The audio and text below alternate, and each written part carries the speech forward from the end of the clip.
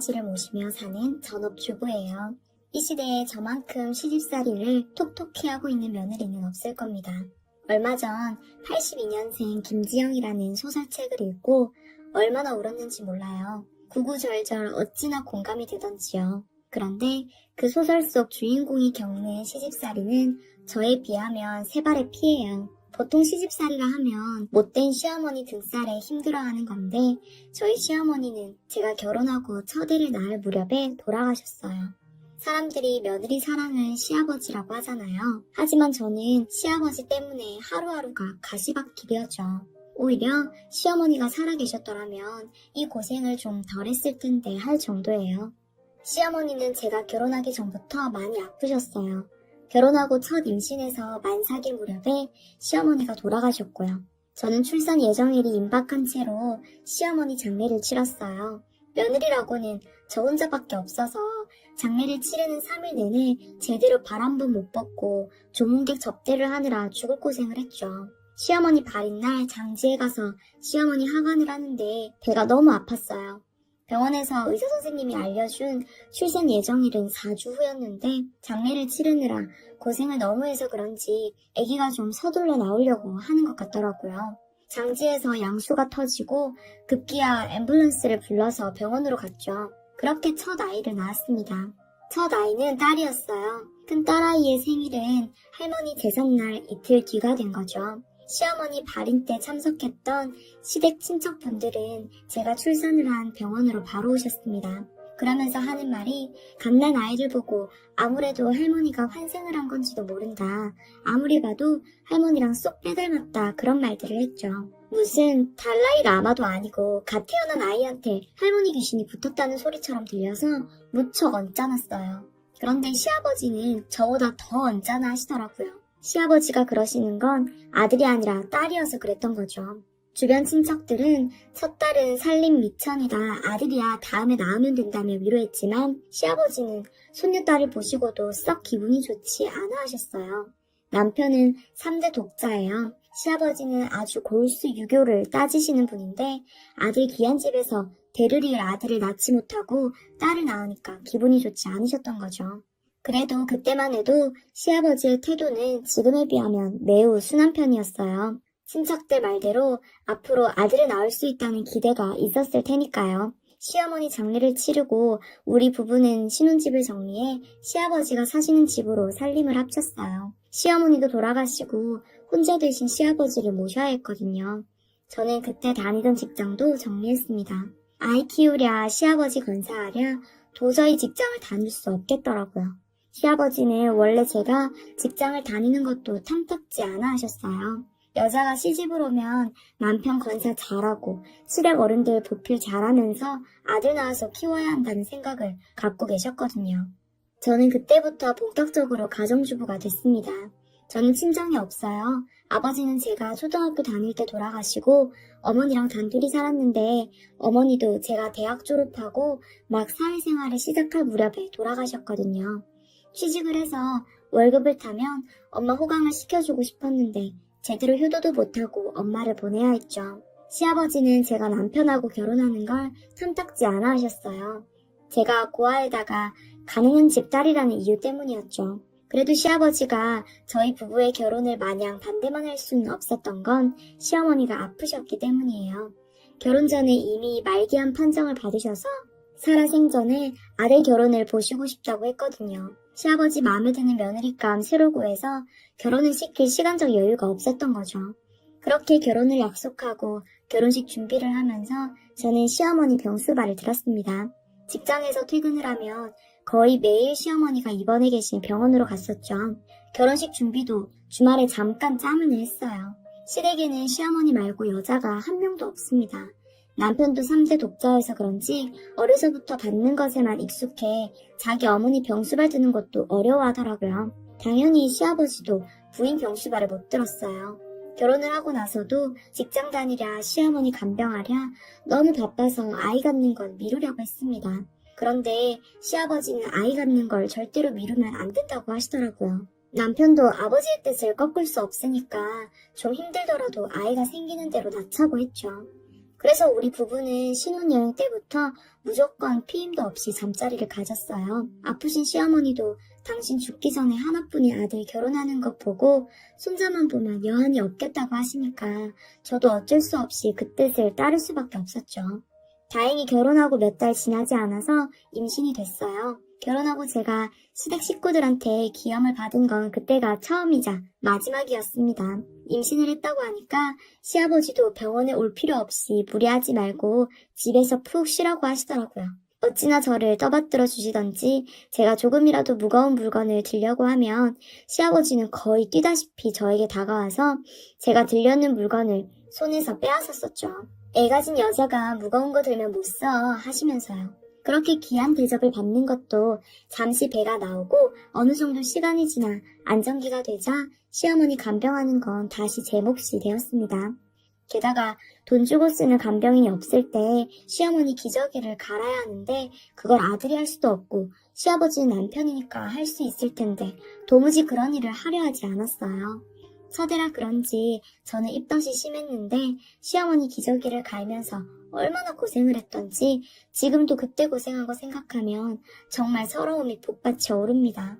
그렇게 시어머니는 제가 시집와서 2년 정도 더 사시다 돌아가셨어요. 저희 시아버지는 재산이 꽤 많습니다. 상가 건물도 한 채 갖고 계셔서 거기서 나오는 임대료로 생활을 하시죠. 그런데 그 임대료가 제 남편 월급의 몇 배예요. 제가 맞벌이를 할 때도 남편하고 함께 버는 것보다 훨씬 더 많았죠.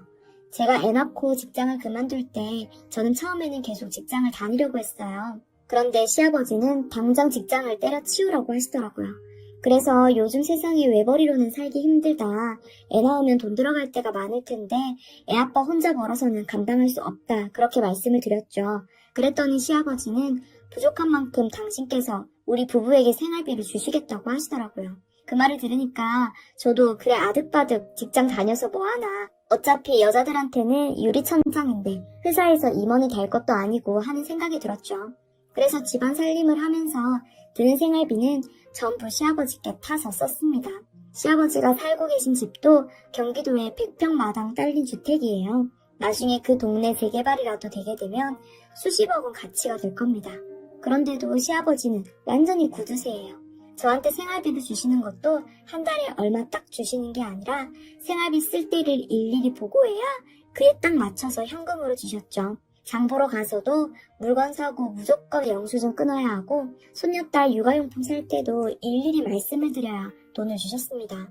유일하게 고정적으로 주시는 돈이라면 제 용돈으로 쓰라는 돈이었어요. 그런데 그 돈이 충분하지 않아서 부족했죠. 시아버지는 며느리가 용돈 쓸 일이 거의 없다고 생각하셨어요. 밥 먹고 잠자는 게 해결되는데 돈 쓸 데가 없다고 생각하신 거죠.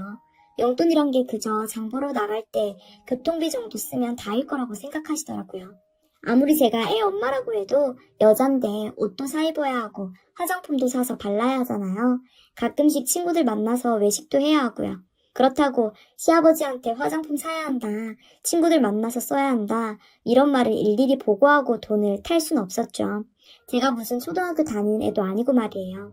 그래서 부족한 돈은 남편한테 카드를 받았습니다. 남편도 아버지에게 생활비를 따로 드리지 않는 대신 저한테 주는 셈치고 월급에서 일정 부분 떼어서 저한테 줬어요. 남편이 자기 아버지를 닮아서 구두쇠 노릇을 했으면 저는 숨 막혀서 도저히 살 수 없었을 겁니다. 남편 말 들어보니까 시아버지는 젊었을 때부터 지독한 구두쇠였다고 하더라고요. 돌아가신 시어머니도 그것 때문에 고생을 많이 하셨다고 했죠. 시아버지는 술도 안 하시고 딱히 취미도 없으세요? 그 정도 여유가 있으시면 골프라도 치실 텐데 시아버지에게 골프는 사치 그 자체였어요. 그 연세 대신 다른 분들 보면 골프가 아니더라도 바둑이나 오목 같은 취미 하나쯤은 있을 텐데 시아버지는 전혀 취미생활이라는 게 없었습니다. 남편 말 들어보니까 자기 어렸을 때에도 공부하는 데 말고는 일절 돈을 쓰지 않으셨대요. 3대 독자라 애지중지 키웠을 것 같은데 자기 집보다 형편 못한 집 애들도 다 있는 브랜드 옷 한 벌 제대로 사주지 않았다고 하더라고요. 그래서 그런지 남편도 아버지랑 달리 술은 좀 마셔도 돈을 허투루 쓰는 법은 없었어요. 그런 집안 분위기에서 저도 돈을 함부로 못 썼죠. 물론 시아버지에게 생활비를 타쓰고 남편이 뒤로 시아버지 몰래 주는 돈을 타쓰는 형편이라 쓰고 싶어도 쓸 수 없었지만 말이에요. 그런 구두쇠 시아버지가 그나마 돈을 아끼지 않고 쓰는 데는 딱 한 군데 있었어요. 바로 제사 음식 장만할 때였죠. 시댁의 제사가 아주 많습니다. 남편의 증조부모, 조부모, 그리고 시어머니 제사까지 6번이 있고요. 거기에 명절 2번까지 총 8번 제사상을 차려야 해요. 제사상 차릴 음식 장만을 하려고 장을 볼 때는 시아버지는 아무리 비싼 식재료를 사더라도 뭐라고 하지 않으셨습니다. 소고기도 무조건 최고 등급으로 사고 조기는 한 마리에 몇만 원씩 하는 것을 사셨죠. 그래서인지 평소에도 먹는 거에는 돈을 아끼지 않으세요. 해산물을 좋아하시는데 회를 뜨더라도 양식, 광어나 우럭 같은 건 쳐다도 안 보시죠. 무조건 자연산으로만 드세요. 광어회를 먹으려고 수산시장에 가면 양식 광어는 1kg에 2만원 정도면 사거든요. 그런데 자연산 광어는 보통 크기가 3kg가 넘고 가격도 17만원 이상이에요. 양식보다 서너 배는 넘는 가격이죠. 저는 시집와서 생전 처음으로 굴비 한 마리에 5만원이나 하는 걸 먹어봤어요. 전복을 유난히 좋아하시는데 그것도 양식은 거들떠도 안 보시고 무조건 서너 배는 비싼 자연산 전복만 드시죠. 아무튼 1년에 8번 제사를 지내야 하는데 제사 때마다 시고모님들 가족까지 다 와서 30명이 넘는 손님들을 대접해야 했습니다. 시집 오기 전에는 아빠 기일 때 아빠가 생전에 좋아하셨던 거 2-3가지 만들어서 엄마랑 조촐하게 제사를 지냈어요. 그런데 시댁은 제사를 아주 제대로 격식에 맞춰 지내더라고요. 처음에 시집 오고 몇 해까지는 시아버지가 제사 지낼 때 간섭하는 걸 그저 제가 잘 모르니까 가르쳐 주시나 보다 했어요. 그런데 서단계가 3년이면 풍어를 읊는데 저도 3년이면 제사상을 24번이나 차려본 거잖아요. 매번 반복되는 거라 제가 무슨 바보도 아니고 나름대로 익숙해져서 스스로 알아서 차릴 수 있거든요. 하지만 시아버지는 지금도 제사 때마다 일일이 간섭을 합니다. 저는 이렇게 부쳐라, 고기는 이렇게 재워라, 상을 차릴 때도 홍동백서가 어쩌고 저쩌고 정말 매번 속에서 우라통이 치밀었죠. 그렇게 참견하실 거면 아버님이 직접 차리세요 라고 소리치면서 제사상을 확 뒤집어 엎고 싶은 마음이 굴뚝같이 들었어요. 정말 제사만 치르고 나면 화병이 날 지경이었어요. 게다가 제사 준비할 때 집안의 여자는 혼자입니다. 딸은 도움받기에는 아직 어리고요. 남편은 아무래도 시아버지랑 달리 요즘 세대라 저를 좀 도와주려고 해요. 그런데 시아버지는 사위가 부엌일을 하면 큰일 난다며 부엌에 얼씬도 못하게 하셨습니다. 저는 시아버지 성화 때문에 남편이 뭘 도와주려고 해도 그냥 됐다고 부엌에서 내보내기 일쑤였죠. 그렇게 시집살이를 하는 중에 둘째를 낳게 됐어요. 시아버지는 이번에는 아들이겠지 하시며 잔뜩 기대를 하셨습니다. 하지만 둘째도 딸이라고 시아버지는 첫째보다도 더 낙담을 하셨죠. 저는 둘째를 낳으면서 더 이상 아이는 그만 낳으려고 했어요. 요즘 세상에 하나 낳는 것도 대단한 일인데 둘까지 낳았으면 할 만큼 한 거 아니겠어요? 하지만 시아버지에게는 씨알도 안 먹힐 변명이었죠. 여자가 시집을 왔으면 대를 이을 아들을 낳아야만 한다는 거예요. 그래도 저는 도저히 셋째를 낳을 마음이 안 들었습니다. 그래서 남편하고 상의해 시아버지 몰래 피임을 했죠. 저희 부부가 피임을 하는데 시아버지가 어떻게 아시겠나 생각하면서요. 그런데 어느 날은 시아버지가 한약을 한 재 사오시더라고요. 둘째 낳고 2년이 지났는데도 셋째 소식이 없으니까 제 몸에 무슨 문제라도 있는 거 아닌가 해서요.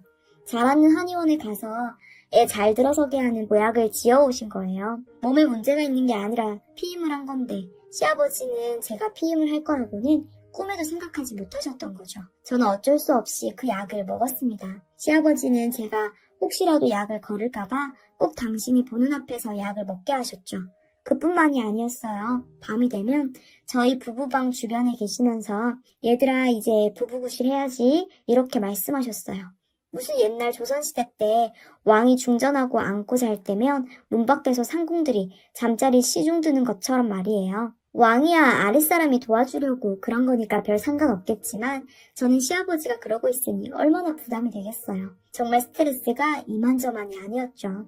낮에 시집살이 하는 것도 힘들고 1년에 8번이나 제사 지내는 것도 힘들어 죽겠는데 적어도 부부 침실에서만큼은 눈치 보지 않고 푹 쉬어야 할 거 아니에요. 그런데 시아버지는 아들을 낳아야 한다고 부부 침실까지 간섭을 하시는 겁니다. 저는 시아버지의 그런 행동 때문에 우울증이 걸렸어요. 당연히 임신이 되지도 않았고요. 우울증이 하도 심해서 정신과 병원에 갔는데 의사 선생님이 시댁이 아닌 편한 곳에서 휴식을 가져야 한다고 하더라고요. 남편은 제 상태를 보고 도저히 안 되겠다 싶었는지 회사에서 그동안 쓰지 않고 쌓아놨던 연차를 다 모아서 한 달간 여행을 가기로 했습니다. 시아버지 건사는 한 달간 가사 도우미를 쓰기로 했죠. 시아버지는 무척 못마땅해 했어요. 그래도 정말 그대로 시댁에 있다가는 제가 목을 매달 판이었죠. 그래서 한 달간 저희 가족끼리 부산으로 여행을 갔습니다. 그런데 그 여행 기간에 마음 편해서 그런지 덜컥 셋째를 갖게 됐지 뭐예요. 시아버지는 당신 혼자 두고 저희끼리 여행을 간다고 했을 땐 엄청 싫어하시더니 갔다 와서 제가 셋째를 가졌다고 하니까 엄청 좋아하시더라고요. 하지만 셋째도 아들이 아니라 딸이었죠. 저도 그렇고 시아버지도 절망을 했습니다. 그나마 둘째 손녀까지는 같이 놀아주고 재롱도 예뻐하셨는데 셋째 손녀부터는 거들떠도 안 보시더라고요. 저는 셋째를 낳으면서 산부인과 쪽으로 문제가 생겨 더 이상 애를 가질 수 없게 됐어요. 시아버지도 제 몸 상태를 알게 되셨죠. 그랬더니 시아버지는 남편한테 다른 여자 얘기를 꺼내셨습니다. 정말 어처구니가 없었어요. 옛날 같았으면 씨바지라도 드렸을 텐데 요즘이라 그럴 순 없고 저랑 이혼을 하고 아들을 낳을 수 있는 여자랑 재혼을 하라는 거예요. 그것도 제가 없는 데서 남편한테 그런 말을 한 게 아니라 저 다 듣는 데서 대놓고 그런 말을 하시더라고요. 도무지 저를 당신 아들이 사랑해서 결혼한 사람으로 보는 게 아니라 아들을 낳아야 하는 무슨 기계처럼 여겼던 겁니다. 그 기계가 제 구실을 못하게 되니까 다른 기계로 바꾸라는 거죠. 그날 남편은 제가 결혼하고 나서 처음으로 자기 아버지한테 심하게 대들었어요. 남편이 그렇게 나오지 않았다면 아마 제가 스스로 이혼하겠다고 했을지도 모릅니다. 시아버지는 저한테만 못되게 구는 게 아니었어요. 손녀들한테도 아주 야박하게 대하셨죠. 말끝마다 여자는 이래야 된다, 여자는 시집가면 소용없다, 남자는 하늘이고 여자는 땅이다 늘 이러셨어요. 요즘 세상에 어디 가당키나 한 말입니까? 큰 딸아이도 초등학교 6학년쯤 되니까 할아버지의 그런 꼰대 같은 말에 따박따박 대들더라고요. 어려서는 그래도 장손녀라고 예뻐하시더니 머리 굵어졌다고 대드니까 손녀도 멀리하셨죠. 그렇게 셋째를 낳고부터는 전보다 더 집안 분위기가 좋지 않았어요. 시아버지는 걸핏하면 역정을 내셨고 늘 화난 표정으로 다른 식구들을 대하셨죠. 그러다 시아버지 생신이 다가왔습니다. 아무리 사이가 안 좋아도 생신인데 시아버지 좋아하시는 해산물로 잔치상을 차렸어요. 비싼 자연산 돌돔에 제주도에서 공수해온 멍게, 홍해삼, 그리고 해녀들이 땄다는 자연산 전복을 준비했죠. 제가 부엌에서 음식을 요리하고 있는데 시아버지가 제 앞으로 다가오시더라고요. 저는 시아버지가 왜 다가오실까? 혹시 제가 먹을 거에다가 침이라도 뱉을까봐 감시하러 오시는 건가 했어요. 그런데 시아버지가 평소와 다르게 이렇게 말씀하시더라고요. 전복이 뽀얗고 좋네. 아주 맛있겠다. 저는 시집와서 시아버지가 이렇게 다정한 말투로 말씀하시는 걸 첫째 임신했을 때 말곤 들어보지 못했어요. 그런데 무슨 애가 또 들어선 것도 아니고 시아버지께서 부드럽게 말씀을 하시는 거예요. 저는 도무지 무슨 영문으로 시아버지의 태도가 변하셨는지 모른 채 생신상을 사렸습니다. 그리고 정신없이 상차림을 준비하고 있는데 남편이 잠깐 부엌에 들어왔어요. 그래서 저는 얼른 남편에게 물었죠. 여보, 아버님 무슨 좋은 일이 있으셔? 오늘 분위기가 아주 달라. 그랬더니 남편이 말해주더라고요. 며칠 전에 자기가 정관수술을 했으니까 저는 손자를 기대하지 말라고 선포하듯이 말했대요. 다른 여자랑 재혼을 하라고 말씀하셨을 때 아버지랑 대판하고 남편은 정관수술을 결심했거든요. 그것을 시아버지에게 말한 거예요. 그 말을 했을 때 시아버지는 남편을 거의 때리려고 했답니다. 그렇다면 오늘 시아버지의 기분은 더 언짢아야 하는데 왜 저렇게 부드러워지셨는지 남편의 말을 듣고서 더 이해가 되지 않았죠. 생신상을 다 차리고 식구들끼리 모여 저녁을 먹었어요. 저는 저녁을 먹으면서도 시아버지 눈치를 계속 살폈죠. 시아버지의 태도가 180도 바뀐 이유는 저녁을 다 먹고 생일 케이크 촛불을 불고 나서 알게 되었습니다. 시아버지께서 손녀들을 살짝 보시더니 이런 말씀을 하시더라고요. 오늘 내가 큰 손녀딸한테 생일 축하 편지를 받았다. 이 나이 먹고서 12살 먹은 손녀딸한테 아주 톡톡히 배웠어. 저는 첫째 아이가 무슨 편지를 썼길래 저러시나 궁금했어요. 첫째가 할아버지한테 쓴 편지의 내용은 이러했습니다. 자기는 결혼해서도 자식을 낳으면 엄마 성을 함께 쓰도록 할 거다. 그리고 할아버지 제사도 지낼 거다. 조선시대 대학자 율곡이도 외가의 제사를 지냈다. 딸이라고 해서 자기 가문의 대를 잊지 말라는 법은 없다. 자기가 그렇게 할 테니 앞으로 할아버지도 엄마가 자기는 한 번도 보지 못한 외할아버지라고 외할머니 제사를 지내게 해달라. 이렇게 편지를 썼대요. 시아버지는 그 편지를 읽으시고 그럴 수도 있겠다 깨달았답니다. 그러면서 시아버지는 이렇게 말씀하셨어요. 이가 없으면 잇몸이라는 속담이 있는데 내가 그걸 여태 몰랐다. 이제 세상이 바뀌어서 딸도 아들 노릇하는 시대가 왔는데 나만 깨치지 못하고 있었고 괜히 그것 때문에 며느라기만 괴롭혔구나. 며느라가 내가 그동안 너한테 미안한 일이 좀 많았다. 미안하구나. 앞으로는 잘 지내보자. 그날 저는 시아버지의 그 말 한마디에 십수년간 시집살이하며 고생했던 모든 것들이 봄눈 녹듯이 모두 녹아내렸습니다. 그날 이후 시아버지께서는 더는 저한테 히스테리를 부리지 않으셨죠. 한순간에 사람이 완전 돌변할 수는 없지만 적어도 아들 못 낳은 거로 저한테 타박은 하지 않으셨어요. 훗날 시아버지께서 돌아가시면 저는 시아버지의 제사를 지내드릴 겁니다. 하지만 그런 제사를 제 딸들에게 강요하지는 않을 거예요. 물론 시아버지는 손녀딸들이 당신과 당신 조상의 제사를 지낼 거라 기대하지만 돌아가시면 뭘 아시겠어요. 저까지만 위 세대들의 문화를 따르는 것만으로도 도리는 다 하는 거라 생각합니다. 그리고 내년에도 내후년에도 전 아버님이 좋아하시는 전복을 더 깨끗이 더 뽀얗게 닦을 거예요. 그래서 제가 할 수 있는 전복 요리는 다 해드릴 겁니다.